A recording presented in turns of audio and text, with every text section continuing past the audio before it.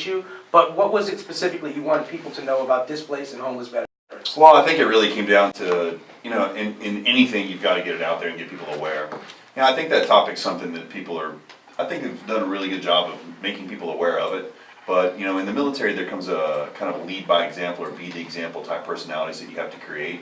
And the military respects that, and the community respects that. And I think, you know, you don't have enough of that. So more than just saying, hey, there's homeless veterans, or hey, guys that need some transitioning in veteran community, it was more of, you know, look, I'm going to get up there, make it happen, run across America, engage with America on a local level, connect with people personally without social media, kind of getting involved in that and telling me what I should or shouldn't like, or what I should agree with, or what issues are out there or aren't out there. So when I engaged with the local people, you know, we partnered with Clean the World here locally in Orlando. And then what we did is we just went on a speaking tour for the most part. I ran across America. We went to homeless shelters throughout over 9 states, 20 different cities, engaged, spoke to the homeless, inspired, motivated, got them fired, wired, and inspired. And we made some huge impact and some great connections, and we've changed a lot of people's lives. It was a lot different than what we thought it was going to be, that's for sure. Sounds dope. Now, you told me you were running 22 miles a day? Yeah, so yeah, we had the hurricane that hit. We were supposed to leave on September 11th. That killed it, so we had about 3 days. I couldn't take any more time, so I took those 3 days, jumped in it, and headed out. It's kind of hard to explain. I don't think I'll explain it right. Yeah, running is really hard for me to understand. Yeah. I'm like 22 miles you ran. Yeah. What vehicle did you run this year? Right. You know? Yeah. So you know, look, we're shooting a documentary for it, and the name of the documentary is 3,000 Miles for Your Why.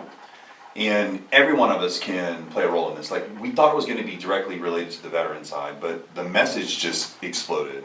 And what ended up happening is you've got something that you want a lot in life, right? Like, you want to be successful, you want to run your business, you want to take care of your children, you want to be the best dad, you want to be the best mom, you want to be best at anything, but you just really can't define your why. And most of the time what ends up happening is you just lose that. Because you don't have enough of people around you to say, you know, hey, this is the type of person I want to be like, here's a leader I want to be like, or here's what I want to do, and that why is just not as powerful as you want it to be. So when I started hiking 22, it was more like, well, is that strong enough? Is that powerful enough? What would it be like if I started running it? What would it be like if I woke up at 3 o'clock in the morning, I ran 22 miles, ran 3 businesses from a Starbucks, from a campsite, from a McDonald's. I accomplished and made, you know, 6, 7 figure, 8 figures with those businesses, creating $400 million worth of gross sales. I'm connecting with people. I took the time to give back to people. I fed the homeless, and I slept with the homeless. I mean, if I can accomplish that in my normal day, crossing America, engaging with people, inspiring people, what the hell are you doing with your day? Man, I've just been eating barbecue, drinking beer. So Excuse me. Guilt trip. Yeah. I'm gonna leave my own show because I don't feel worthy of being here. Thank you, Shane, for having your own radio show now. I'm gonna get out of here. And welcome, guys. Yeah. If you would please allow me to please take some of the barbecue with me.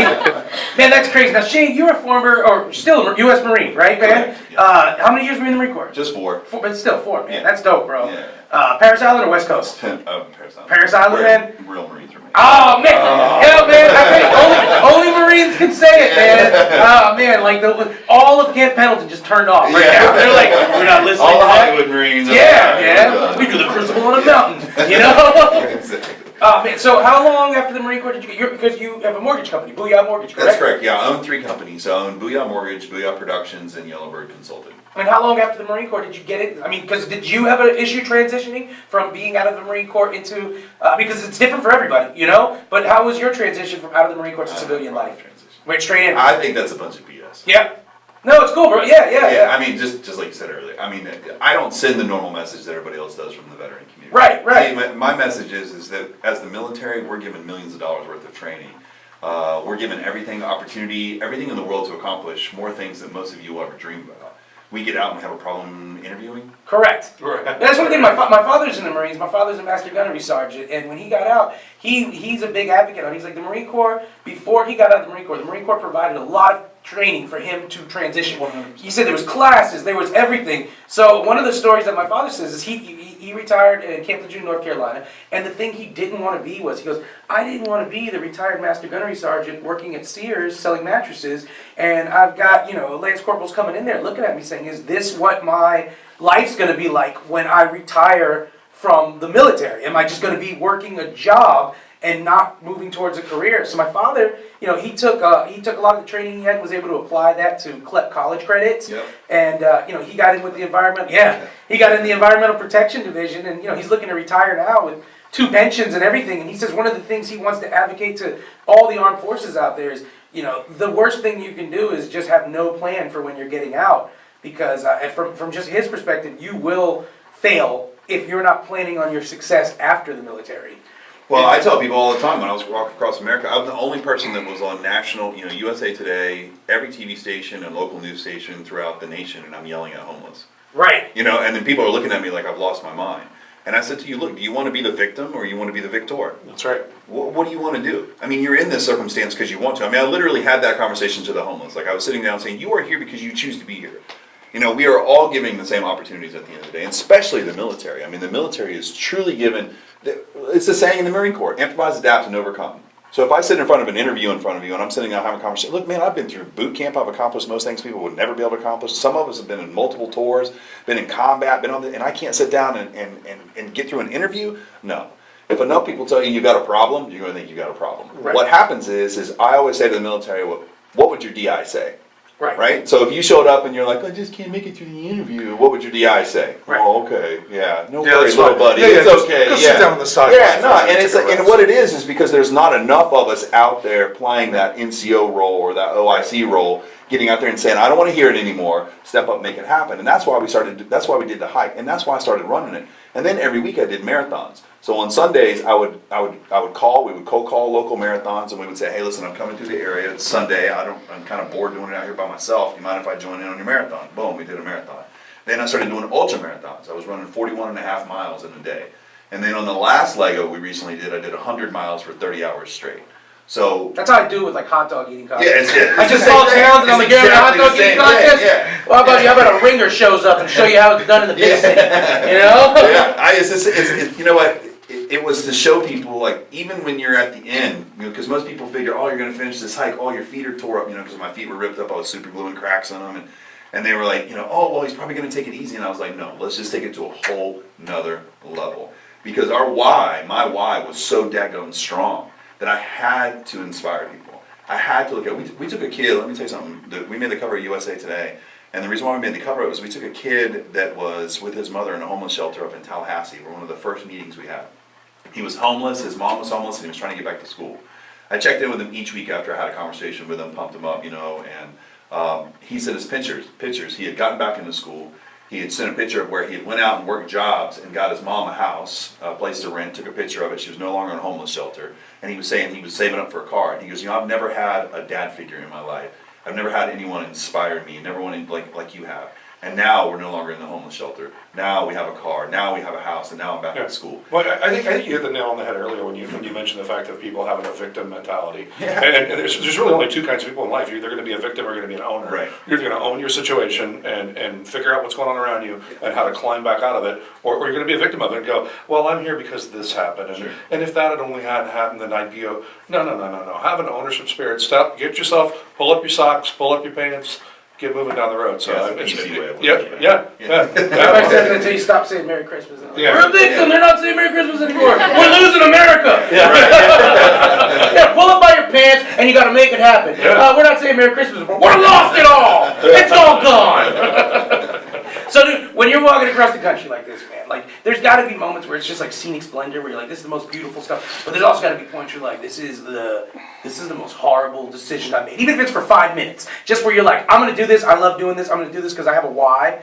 But there has to have been points if you didn't have a why, you'd be like, there's no way I can Oh do no! this. I mean, dude, it sucked a lot. Yeah, I mean, there were times. I mean, you got to think we were with a nonprofit, and we spent almost 65 days. And you walked through Alabama, so that already sucks. And You know? Louisiana, that was Oh my worse. goodness. Yeah, and it was really the people that we connected with. We were constantly in homeless shelters. We were constantly in bad areas. I mean, we watched murders happen. We see all kinds of stuff that we were involved in. I mean, it was kind of funny the other day. We shopped at Dollar Tree the whole time. That's all we did is we went to Dollar Tree the whole time. Don't put on airs like you don't all the time. Yeah, You know? it was like, but it was great because of our supplies and what we were doing, But unfortunately, the way that marketing platform works, it's in areas that predominantly where Dollar Tree would be located, And the other day, I had my daughter, I think it was maybe yesterday, and and I was like, man, I need to rip it. You know, the energy drink. Yeah. I literally clip bars and rip it is what got me through 65 days of running. And I just was like, I gotta get that. And I grabbed my daughter and I said, come on, Charlie, let's go. And we were going through the Dollar Tree, and I was looking at the area, and I told Ray, I said, man, I feel like we're back on the hike again. And I was like, it impacts you so much being in those areas. And there was somewhere, we didn't. I was like, man, I better start running a little faster, in these neighborhoods. It was bad, and it was funny how you could go to one area, and you're right, it would be amazing, just beautiful, and you go to the next one, and it was some. I mean. And it's sad. It's sad because when you're in an environment where you have no one, like you said, this kid that you were talking to at the home, he had never had anyone to tell him, you can do other stuff.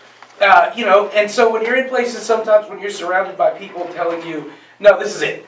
You can be a part of more. You can be more than what you're being and stuff. Well, and that's if you want to know the real reason why, look, the system doesn't want to get fixed. Yeah. It doesn't. I've been through every homeless shelter throughout the entire south part of the country. It doesn't want to get fixed. And the biggest problem is the ones that we saw that were the most successful had rules and teamwork in it. Every single one of them. If it was just an open forum where you could just show up and get food and do whatever, it was a disaster. But if they had where they got up together, they worked together, they actually earned it, and they went through it, the system was perfect. Mm-hmm. The one thing when I would sit down with everyone, when I had a conversation, and I would say, look, you got to remember, it's kind of like the VA system. If you've got $30,000 a year mines, your system is only going to be a $30,000 a year system. You understand what I mean by that? So if everybody's in that goldfish in that bowl, right? So, when you have a fair goldfish, you put it in the bowl, it's always going to say the size of the bowl. But if you take it out and you throw it out in the lake or the pond, that sucker's going to get this big, right? So we're all, at some degree, that type of goldfish. So what happens is if you take everybody and surround them in the same bowl, they're only going to grow so much. So when you look at these shelters and these people have these amazing hearts that are trying to help, I mean, they really are. It goes one way or the other. They got amazing hearts or they're just trying to steal money. I mean, it really just the gist of it. So you see that, and then you go, where's the guy that made $1.5 million last year that's a motivational speaker that's inspiring, showing that, the Facebook ads where it's like, look at my Ferrari, look at my jet, look at my watch, right? You see him like on the ads all the time. It's like, where's this fool at in the homeless shelter? Right, man. So they're not part. So real quick, to sum up, because we're going to run out of time, but I want to let people know, how, Shane, can people get involved, and where do you want them to go to get involved? I think the best place right now for them is to go to tshanejohnson.com.